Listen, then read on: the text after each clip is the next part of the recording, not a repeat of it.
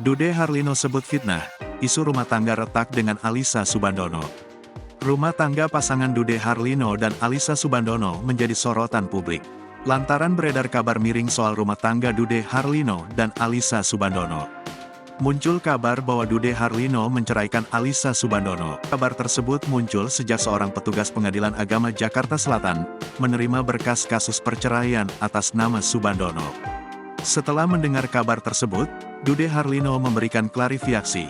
Dikutip dari tribunlampung.co.id, Dude Harlino membantah kabar tersebut. Awalnya Dude Harlino juga menyinggung soal isu keretakan rumah tangganya bersama Alyssa Soebandono.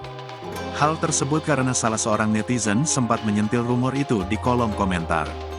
"Halo kak, belakangan banyak isu nggak bener nih kayaknya yang aku dengar," kata Dude Harlino di Instagram, dikutip Selasa, tanggal 20 Desember tahun 2022.